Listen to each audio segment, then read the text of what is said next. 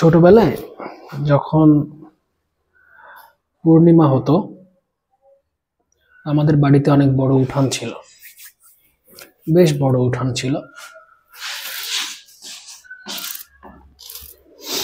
তো আমার মা, আমার খালারা এবং আমাদের বাড়িতে বেশ কিছু মানুষ ভাড়া থাকতো। তারা ওখানে আসতো, ওই উঠানে আসতো, গোল হয়ে বসে গল্প গুজব করতো, হাসাহাসি করতো। কখনো কেউ খাবার নিয়ে আসতো, সেই খাবারটা খেত সবাই মিলে। কখনো পিকনিক করতো। আর আমরা যারা ছোট ছিলাম, আমরা ওই চাঁদের আলোতে লুকোচুরি খেলতাম। আবার বড়রা ভয় দিত যে এই ছায়ার মধ্যে যাস নে, ওখানে গেলে ছায়া ভূতে ধরে নিয়ে যাবে, খুঁজে পাওয়া যাবে না। তো নানা রকম ভয়, আবার আনন্দ, আবার উত্তেজনা, এইভাবেই ওই রাতের অনেকটা কেটে যেত।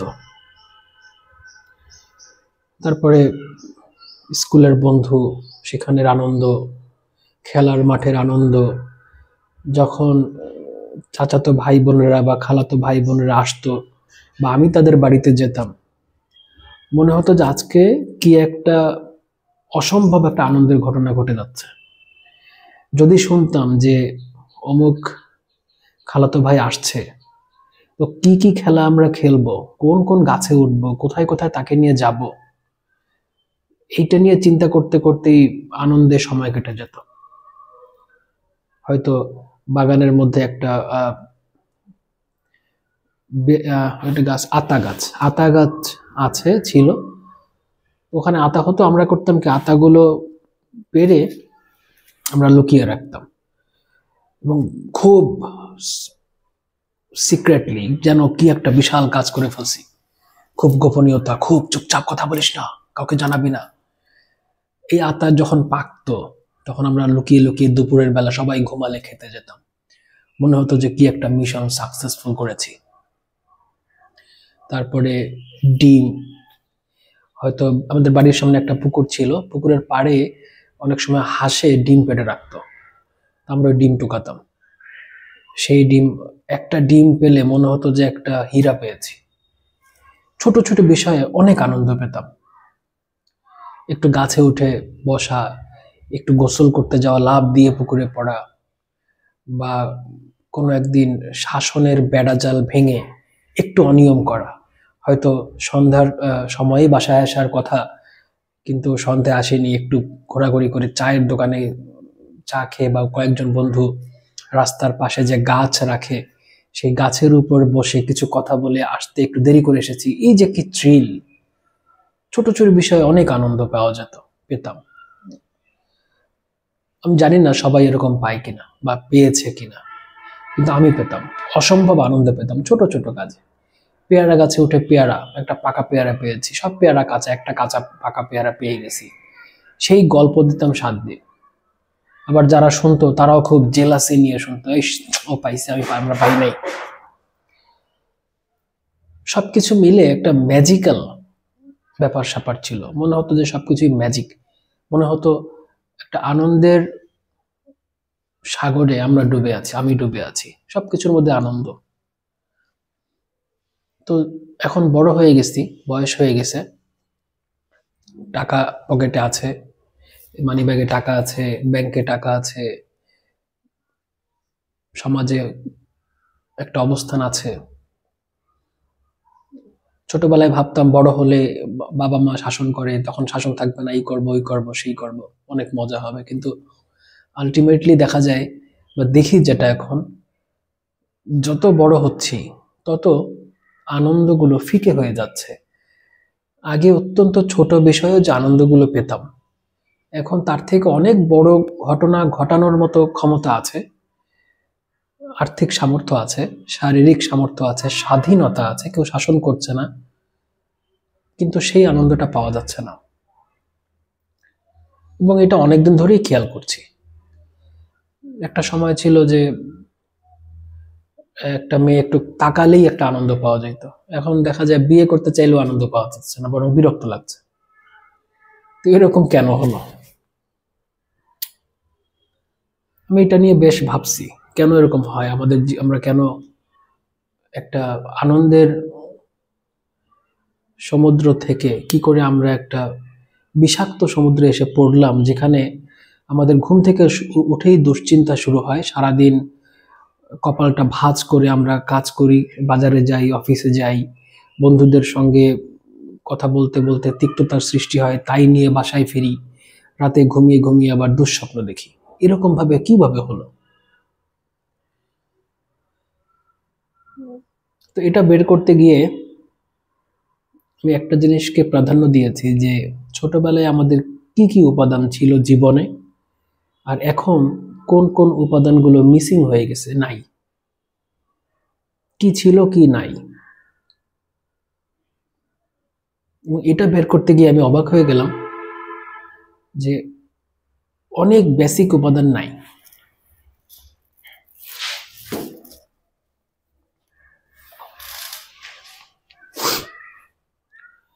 ছোটবেলায় আমাদের বেশিরভাগ মানুষের, আমরা যারা বাচ্চা কাচ্চা ছিলাম, আমাদের একটা বড় জায়গা ছিল কৌতূহল।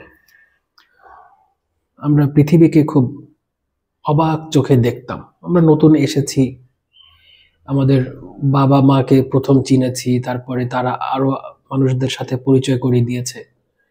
আমরা গাছ দেখেছি, পাখি দেখেছি, বসন্ত দেখেছি, শীত দেখেছি, প্রত্যেকটা জিনিস ছিল নতুন। ফলে সবসময় মনে হতো যে আমরা একটা মেলায় এসেছি।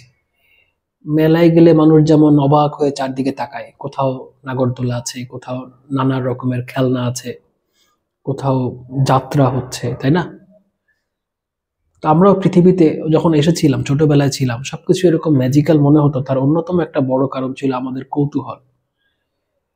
কারণ আমরা পৃথিবীতে জন্ম নেওয়ার আগেই পৃথিবী অনেক রকম ভাবে সেজে বসে আছে। এখানে আম গাছ আছে, গোলাপ ফুল গাছ আছে, এখানে আরো অনেক মানুষ আছে, অনেক দেশ আছে, সমুদ্র আছে।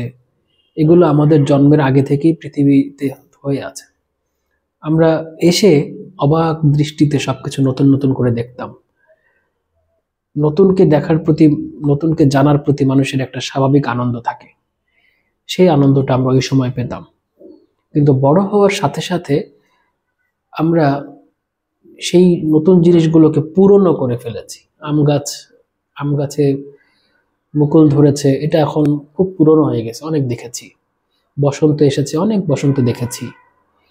প্রথম নারীর স্পর্শ, তার হাত ধরা, ওটা অনেক ধরা হয়ে গেছে। এখন ওর থেকে অনেক বড় কিছু হলে ওর থ্রিল লাগে না। প্রথমত সেই কৌতূহলের জায়গাটা নাই।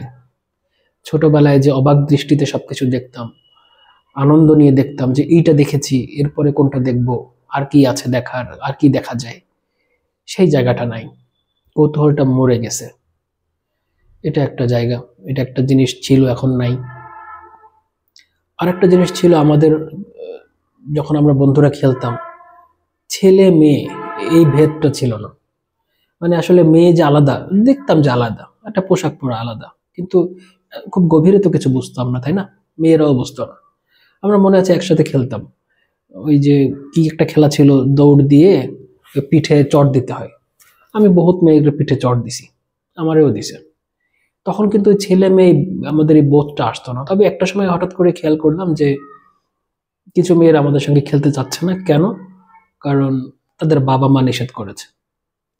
আমি বুঝলাম যে কি অপরাধ করেছে, কি এমন অপরাধ করলাম যে আমার সাথে খেলা যাবে না বা আমাকে খেলতে নেওয়া যাবে না। পরে বড় হয়ে বুঝলাম যে আহ, সামাজিক একটা বর্ণনা আছে, শিরোনাম আছে, যেখানে ছেলে মেয়েদেরকে একসঙ্গে হতে দেওয়া হয় না এবং অপরাধ হিসেবে দেখা হয়। কারণ তারা মনে করে যে একটা ছেলে একটা মেয়ে, এখানে যৌনতাই সব, আর কোনো কথা হতে পারে না, কোনো সম্পর্ক হতে পারে না, বন্ধুত্ব থাকতে পারে না। এটা আমাদের সমাজের একটা ন্যারেটিভ, অনেক আগে থেকে ছিল, ইদানিং একটু কমেছে, সামনে কি হবে জানি না। কিন্তু মানুষ আসলে সবসময়, সবাই যে যৌনতার পেছনে ছোটে তা না। মানুষের মনের অনেক বন্ধুত্বর ব্যাপার একটা আছে, যেটা আমাদের সমাজ খুব একটা স্বীকার করে না। তারা মনে করে একটা ছেলে একটা মেয়ে কথা বলছে, নিশ্চয়ই ওই কথাই বলে, আর কোনো কথা নাই। এই একটা বিষয় ছিল, নারী পুরুষ ভেদ আমাদের ছিল না। আমরা, এটা একটা আনন্দের জায়গা ছিল। কারণ মানুষের আনন্দ নষ্ট হয় তখন যখন সে পার্থক্য করে, বৈষম্য করে। আর একটা পার্থক্য আমাদের ছিল না, বৈষম্য ছিল না সবার, তা হচ্ছে কালো ফর্সা, হিন্দু মুসলিম, এই ভাগটা ছিল না। সবাই মিলে একসঙ্গে আনন্দ করাটাই ছিল উদ্দেশ্য। আনন্দে থাকতে হবে, কারণ কোনো কারণ নেই, আনন্দ করতে ভালো লাগতো। অমুক বন্ধুটা নাই, ও আসলে আরো আনন্দ হতো। মিসিং একটা বিষয় ছিল। কিন্তু আমরা যত বড় হয়েছি, আমাদের মধ্যে এই ভাবগুলো এসেছে। আমরা অন্যের শরীরকে নিয়ে কটাক্ষ করি, তারপরে বর্ণ বৈষম্য করি, অর্থ নিয়ে ছোট বড় ভাগ করে ফেলি, সামাজিক পদ পদবি নিয়ে ভাগ করে ফেলি। তখন আমাদের আনন্দটা আমরা নিজেরাই কমিয়ে ফেলি। আমি নিজেই নিজেকে কমিয়ে ফেলেছি, নিজেই নিজেকে বঞ্চিত করেছি। সবাই মিলে যে আনন্দটা ছিল, সবাইকে গ্রহণ করার মধ্যে, সবার মধ্যে মিশে যাওয়ার মধ্যে, সবার অন্তরে একটা আনন্দের স্পর্শ করে যে আনন্দটা পাওয়া যেত, তা এখন আর হচ্ছে না। কারণ আমি তোমাকে হিংসা করি, তুমি আবার আমাকে হিংসা করো। এই করতে করতে আমরা নিজেরাই হিংসার আগুন জ্বালাইছি নিজেদের মধ্যে। এটা আর একটা কারণ, যে কারণে আমাদের আনন্দ নষ্ট হয়ে গেছে। আমরা এখন সবাই কম বেশি একা হয়ে গেছি। যদি তুমি খুব ভালো মনেরও হয়ে থাকো, যে তুমি বৈষম্য করো না, তুমি পার্থক্য করো না, বিভেদ করো না, তোমার মনে হিংসা নেই, তারপরেও তুমি সবাইকে এক করতে পারবা না, কারণ তোমার না থাকতে পারে, অনেকের আছে। এটা একটা বড় কারণ। আমাদের শৈশবে যখন আমরা খুব ছোট ছিলাম,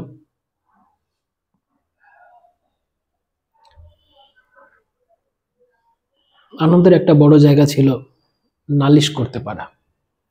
ধরো, তোমাকে কেউ মেরেছে, তোমার খেলতে গিয়ে ব্যথা পেয়েছো, কেউ তোমাকে ধাক্কা দিয়ে ফেলে দিয়েছে, এই কথাটা খুব আবেগ দিয়ে নালিশ করার মতো জায়গা ছিল।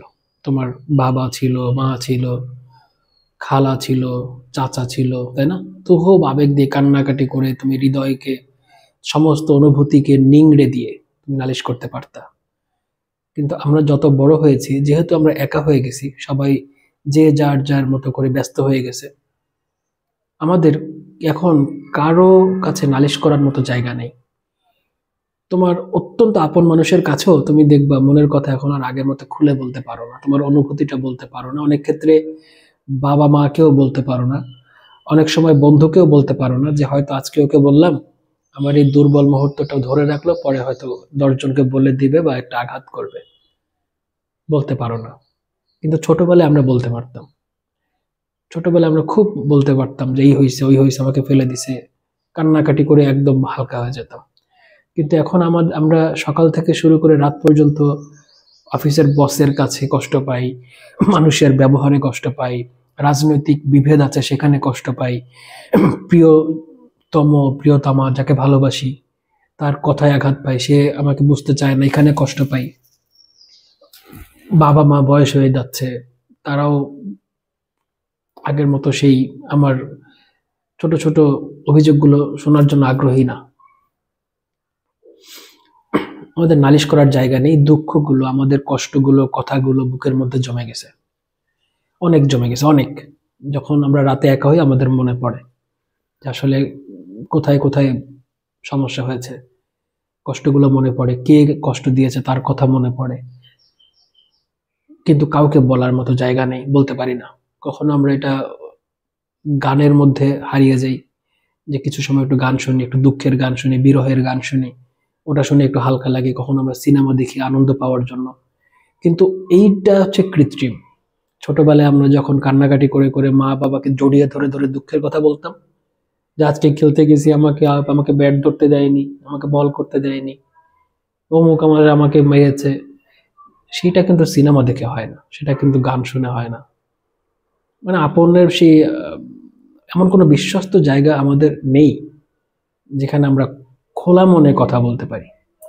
যাদের আছে তারা ভাগ্যবান, কিন্তু শৈশবে যতটা ছিল এতটা মনে হয় কারোই নাই।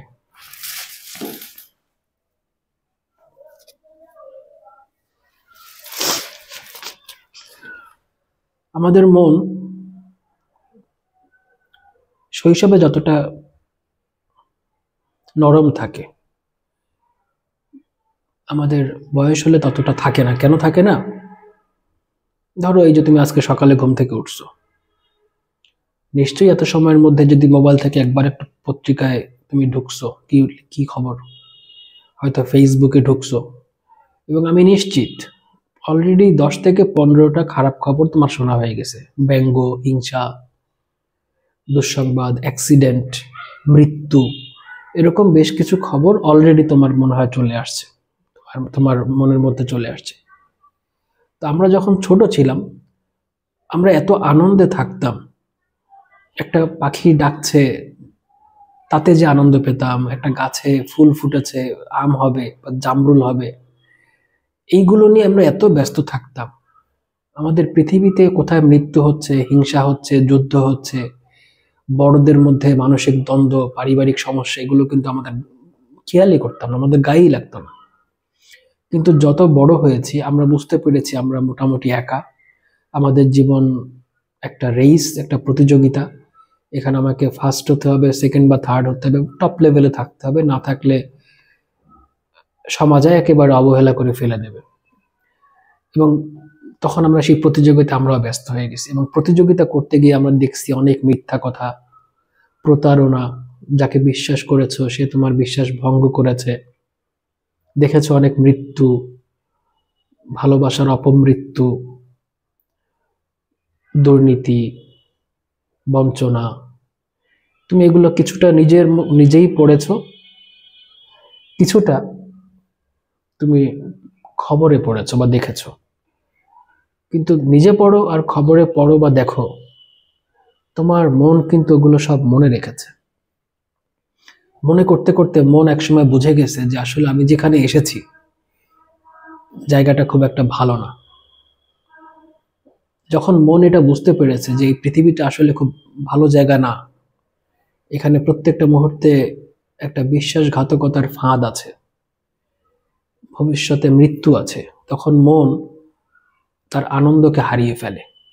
ছোটবেলার সেই সুন্দর দৃষ্টি মনের থাকে না, মন সেই সুন্দরকে আর গ্রহণ করতে পারে না। তো ধরো ছোটবেলায় তুমি রাস্তায় দিয়ে গেছো তোমার বাবার সাথে বা নানার সাথে, তুমি কি দেখেছো? দুই পাশের গাছ, তাই না? গাছ দেখেছো, বাড়িঘর দেখেছো, মানুষ দেখেছো। কিন্তু এখন বড় হয়ে গেছে, এখন কি দেখো? এখন দেখো জোরে গাড়ি আসছে, আমাকে চাপা দিতে পারে। এখন কি দেখো? রাস্তায় ছিনতাইকারী আছে। এখন কি দেখো? মিছিলে একজন আরেকজনকে গালিগালাজ, মারামারি, হাতে অস্ত্র। তো তোমার মন কি সেই শৈশবের আনন্দে থাকবে? থাকবে না। তো আমরা কি করতে পারি?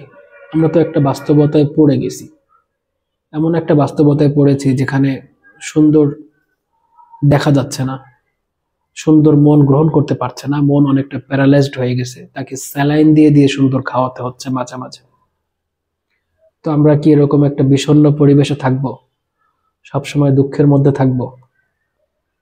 সেই আনন্দ কি আর ফিরে আসবে না? আসবে কিনা এটা বলা খুব মুশকিল, খুবই মুশকিল। কারণ আমরা যতদিন ভালোবাসতে না পারবো, আমরা যতদিন ত্যাগ করতে না শিখবো, যতদিন মানুষকে তার অপরাধগুলো, ভুলগুলোকে ক্ষমা করে গ্রহণ করতে না পারবো, তো আনন্দ আসবে না। আর এগুলো খুব কঠিন বিষয়, আমরা অন্যকে ক্ষমা করতে পারি না। এই যে আমরা বলি না অমুককে ক্ষমা করে দিলাম, আসলে আমরা বলি যে অমুককে ক্ষমা করে দিলাম, কিন্তু আসলে আমরা ক্ষমা করি নিজেকে। কারণ ধরো তুমি কাউকে, কেউ ধরো সেই তোমার সাথে অন্যায় করেছে, তোমাকে অসম্মান করেছে কোনো কারণ ছাড়া, তুমি কষ্ট পেয়েছো, তুমি মনের মধ্যে ধরে রেখেছো তাকে আমি ক্ষমা করব না। তুমি রাতে একা একা তার কথা ভাবো, মাঝে মাঝে মনে মনে তাকে অভিশাপ দাও যে আমাকে যেরকম অসম্মান করেছিস কোনো কারণ ছাড়া, কষ্ট দিয়েছিস, তোরও যেন কষ্ট হয়। তো এই যে তুমি অভিশাপ দিচ্ছ, মনে মনে তারকে নিয়ে ভাবছো, তো তোমার মনে একটা এক্সপেকটেশন তৈরি হয়েছে, প্রত্যাশা তৈরি হয়েছে যে কবে প্রকৃতি ওকে আঘাত করে বা কবে ও অসম্মানিত হয়। এতে হয়েছে কি জানো, যে তোমার মনের মধ্যে সবসময় একটা তিক্ত পরিবেশ থাকে, কারণ তুমি যখন কাউকে নিয়ে খারাপ চাবা, তো তোমার মনে ভালো কিছু আসতে পারবে না, সম্ভব না। তুমি যদি কাউকে সাহায্য করো, একটু টেস্ট করে দেখো যে কেউ বিপদে পড়েছে, তুমি সাহায্য করেছো, দেখবা মনের মধ্যে একটা প্রশান্তি কাজ করে, এবং এটা আর্টিফিশিয়াল না, একটা আনন্দ কাজ করে। তো তুমি যদি কাউকে নিয়ে সবসময় খারাপ ভাবো, তার ক্ষতি হোক, সে বিপদে পড়ুক, ওর শাস্তি হোক, তো তোমার মনেও ভালো অনুভূতি হবে না। তাতে সে যত বড়ই বেঠিক হোক আর তুমি যত বড়ই সঠিক হও না কেন, তুমি কাউকে নিয়ে খারাপ ভাববা, কাউকে অভিশাপ দিবা, তোমার মনও ভালো থাকবে না। এই জন্য ক্ষমা করে দেয়া খুব জরুরি, অন্যের জন্য না, নিজের জন্য। যদি তুমি অন্যকে ক্ষমা করতে পারো মনের থেকে, যে না আমি ওটা নিয়ে আর ভাববো না, যা করছে করছে, যা হয়েছে হয়েছে, ওটা হওয়ার ছিল হয়েছে, তো তোমার মনের ওই যে আগুনটা, হিংসার আগুন, একটা কষ্টের আগুন, দহন, ওটা থাকবে না, তুমি আনন্দে চলে যাবা। তো আনন্দে থাকতে গেলে আমাদের কিছু ত্যাগ করতে হয়, হিংসা ত্যাগ করতে হয়, মানে অন্যের মঙ্গল করতে হয়। এটা খুব কঠিন ব্যাপার, সত্য বলতে হয়, সুন্দর দেখার চেষ্টা করতে হয়, সুন্দরকে গ্রহণ করতে হয়। একটা ফুলের উপরে মাকড়সা পড়ে, মাছি পড়ে, মানে এই নর্মাল সাধারণ মাছি পড়ে, মৌমাছি পড়ে, প্রজাপতি পড়ে, কিন্তু মধু নিতে পারে শুধুমাত্র মৌমাছি। মাকড়সা এসে ফুলের বিষটুক নিয়ে যায়, প্রজাপতি এসে ফুলের রং নিয়ে যায়, আর মৌমাছি এসে চুপচাপ বসে মধুটুকু নিয়ে চলে যায়। ঠিক তেমনি আমরা পৃথিবীতে এসে পড়েছি, যদি টোটাল জীবনটা তোমার একটা ফুলের মতো ধরো, এই জীবনটা তুমি পেয়েছ, তুমি এখান থেকে বিষ নিবা নাকি তুমি মধু নিবা, এটা অনেকটা নির্ভর করে তোমার ইচ্ছার উপরে।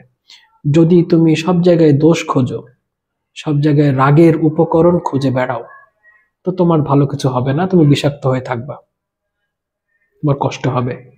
এবং এই কষ্ট দূর করার মতো কেউ নাই। ধরো তোমার পায়ে ব্যথা হয়েছে, কেউ পায়ে একটু মেসেজ করে দিল, ঠিক হয়ে যাবে। কিন্তু তোমার মনের মধ্যে তোমার রাগের যে দহন, ক্ষোভের যে দহন, না পাওয়ার, অপ্রাপ্তির যে দুঃখবোধ, এগুলো কেউ দূর করতে পারবে না। কারণ এগুলো অনেকটাই তোমার নিজের সৃষ্টি, আমার সৃষ্টি। আমি নিজেই আগুনটাকে জ্বালিয়ে রেখেছি। আমি কাউকে ক্ষমা করতে পারি না, সবার মধ্যে দোষ খুঁজে বেড়াই, যে কোনো একটা কাজে গেলে আইন কানুন ঘেটে একেবারে জগা খিচুড়ি পাকিয়ে ফেলি, কোনো কিছুতে মধ্যে ক্ষমা নাই, সহনশীলতা নেই। তো আমার দুঃখ, আমার কষ্ট কেউ দূর করতে পারবে না, এটা সম্ভব না। তো ক্ষমা করাটা শিখতে হয়, জানতে হয়। আমরা একটা অদ্ভুত সময়ের মধ্যে পড়েছি, যে সময়ে সবাই কেমন যেন দুঃখ, কষ্ট এটা পেতেই ভালোবাসে, সারাদিন কাজ করে যে কি করে আরো দুঃখিত হওয়া যায়। কিন্তু তারপরেও আমরা সুন্দর খাবো, আমরা সুন্দরকে খাবো, সুন্দরকে গ্রহণ করব, দক্ষিণা বাতাস দেখব, আমরা চাঁদের আলো দেখব, আমরা আমাদেরকে বর্ণনা করব, প্রয়োজনে কথাগুলো বের করে দেব, যে তুমি যখন আঘাত করেছিলে আমি কেমন অনুভব করেছিলাম, যখন আমি প্রতারিত হয়েছিলাম আমার কেমন লেগেছিল। এই জীবনটা আমার, আমি এসেছি, আমি চলে যাব, আমার চলে যাওয়ার সাথে সাথে আমার গল্পগুলো শেষ হবে। তাই এই জীবনকে বর্ণনা করার দায় দায়িত্ব কিন্তু আমার। আমি চলে গেলে আর কেউ মনে হয় খুব একটা বর্ণনা করবে না, যদি বিশেষ স্বার্থ না থাকে। তো আমার জীবনে কেমন লেগেছে, পূর্ণিমা রাত কেমন লেগেছে, প্রথম ভালোবাসা কেমন লেগেছে, সেই ভালোবাসা যখন হারিয়ে গেছে তখন কেমন লেগেছে, অন্ধকার রাতে কেমন লেগেছিল, আমি নদীতে গোসল করতে গিয়েছিলাম কেমন লেগেছিল, ভর দুপুরে একা একা চা খেতে গিয়েছিলাম কেমন লেগেছিল, বেকার ছিলাম কেমন লাগছিল, কেউ কথা বলেনি, কেউ খেয়ালও করেনি, কেমন লেগেছিল। এগুলো আমাকেই বর্ণনা করতে হবে। প্রয়োজনে বর্ণনা করো, বর্ণনা করে হালকা হয়ে যাও। কিন্তু ছোট্ট এই জীবনে তার বেশিরভাগ সময় চারপাশ থেকে বিষ নিয়ে বিষাক্ত হয়ে সময়টাকে একেবারে খারাপ কাটানোর কোনো অর্থ হয় না। আমাদের সমাজে চলতে গেলে আমাদেরকে একটু সতর্ক থাকতে হবে, কিন্তু তার মানে এই না যে সতর্ক থাকতে গিয়ে জীবনের আনন্দটাই শেষ করে দেবো। রাস্তাঘাটে চলতে গেলে রাস্তাঘাটে নুড়ি পাথর থাকে, তাতে পা পড়লে পিছলে যে পা ভাঙতে পারে। তাই আমরা নুড়ি পাথর খেয়াল করব, সুন্দর করে দেখে শুনে হাঁটবো, বাট তার মানে কি এই যে আমরা রাস্তার দিকেই তাকিয়ে থাকবো, আমরা আশেপাশে একটু দেখবো না, নদী দেখবো না, গাছ দেখবো না, পাখি দেখবো না? না, এটা হতে পারে না। আমরা সবই দেখবো, সবই করব, জীবনটাকে উপভোগ করব, সুন্দরকে খাবো, সুন্দরকে গ্রহণ করব। একেবারে সুন্দরকে দেখবোই না পৃথিবী খারাপ জায়গা, সবাই আমার সঙ্গে প্রতারণা করেছে, কষ্ট দিয়েছে, অমুককে এইটা চেয়েছিলাম দেয়নি, এত বছর আগে এই ঘটনা ঘটেছিল, সেই মন খারাপ করে একটা পূর্ণিমার রাতে সবাই আনন্দ করছে, আমি মন খারাপ করে ঘরে বসে আছি। সমস্যা, লসটা হচ্ছে কার? ক্ষতিটা কার? ওই রাতও চলে যাবে, মানুষগুলো চলে যাবে, তুমিও একসময় চলে যাবে। ক্ষতিটা হলো কার? তোমার বা আমার। তাই সুন্দর গ্রহণ করার ক্ষেত্রে কোনোভাবেই কৃপণ হওয়া যাবে না। সুন্দরকে দেখতে হয়, একটু মাঝে মাঝে জোর করেই দেখতে হয়, কারণ আমাদের চোখের সামনে অনেক হিংসার পর্দা পড়েছে, তো দৃষ্টি ঝাপসা হয়ে গেছে, সুন্দর দেখতে একটু কষ্ট হয়ে যায়। আমরা প্রচুর হিংসা করি, আমরা প্রচুর লোভ করি, লোভ হিংসা করতে করতে চোখে ছানি পড়েছে, সুন্দর আর দেখি না। একটু সুন্দর দেখার চেষ্টা করতে হবে মানুষের মধ্যে, তোমার বন্ধুর মধ্যে, তোমার সহকর্মীর মধ্যে, বাবার মধ্যে, মায়ের মধ্যে, আত্মীয় স্বজনের মধ্যে, প্রতিবেশীর মধ্যে। তুমি সবসময় যদি বিষ দেখো, এমনিতেই সারা পৃথিবীতে বিষ ভরা, এই যে যুদ্ধ লাগছে, একজন আর একজনের উপর হিংসা, লোভ, তারপরে তোমার কাছের মানুষ যারা, তোমার কাছের যে পরিবেশ, তার মধ্যেও যদি কোনো শান্তি না পাও। এই যে আমি বসে আছি, আমার সামনে একটা নারকেল গাছ আছে, বাতাসে পাতাগুলো দুলছে, এটা আনন্দের জিনিস। এখন এই আনন্দটা বুঝে নেবার জিনিস, তোমাকে কেউ বুঝাই দেবে না। আমি বুঝতে পারছি, আমি তোমাকে বুঝাতে পারবো না, এটা তোমার বুঝে নিতে হবে, তোমার সামনে যা আছে তাই। এইটুক কষ্ট তোমাকে করতে হবে, এইটুক ক্রিয়েটিভ তোমাকে হতে হবে নিজের ভালো থাকার স্বার্থে।